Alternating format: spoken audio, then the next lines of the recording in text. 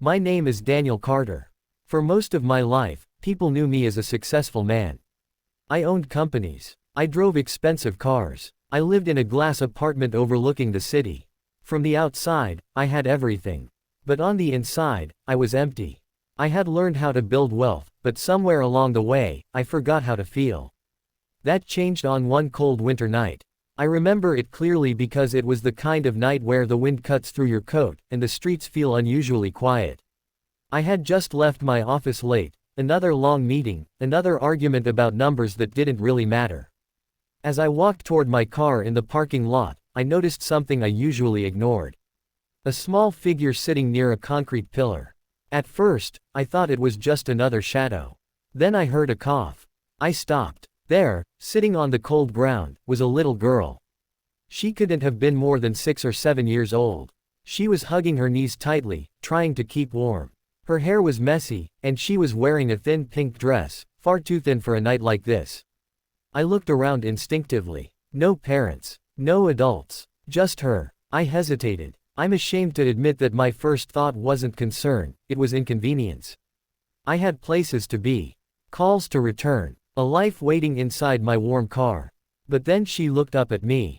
Her eyes were calm. Not scared. Not crying. Just tired. I asked gently, "Are you okay?" She nodded slowly. "I'll wait until morning," she said quietly. Those words hit me harder than anything I'd heard in years. Wait until morning. I crouched down to her level. "Where are your parents?" She shrugged. "Mom said she'd come back." "When?" "I don't know." I checked my watch. It was already past midnight. That's when fear crept in, not for me, but for her. The temperature was dropping fast. Her lips were slightly blue. Her hands were shaking, even though she tried to hide it. I took off my coat without thinking and wrapped it around her shoulders. She looked surprised. "You'll be cold." I smiled. "I'll be fine." But the truth was, I wasn't fine. Because in that moment, I realized something terrifying. If I had walked past her, if I had gotten into my car like I usually did, she might not have survived the night. I called the police, then social services. While we waited, I took her to a nearby diner that was still open. I ordered hot chocolate for her and coffee for myself. She wrapped her hands around the cup and sighed softly, like warmth itself was a gift she wasn't used to receiving. "What's your name?" I asked. "Emily," she said. She told me pieces of her story between sips. Her mother struggled. They moved often. Promises were made, and broken.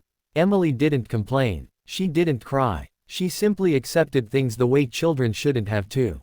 When the authorities arrived, they were kind. Gentle. They assured her she'd be safe. As they took her away, she turned back and waved at me.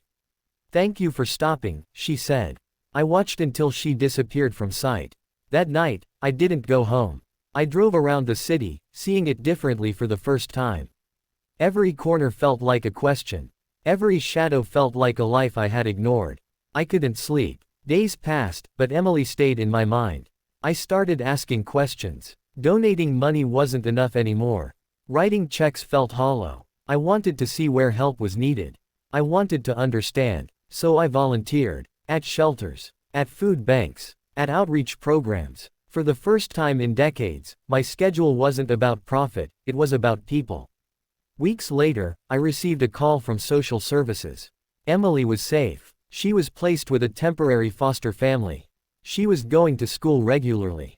She liked drawing. I don't know why, but I cried after that call. Months passed. My businesses still ran. The money still came. But it no longer defined me. Then, one afternoon, I received a letter. Inside was a drawing. A man holding a coat around a little girl. Above it, in shaky handwriting, were the words, "Thank you for seeing me." That was the moment I understood something simple and powerful. Kindness doesn't need an audience. It doesn't need applause. It just needs one person willing to stop.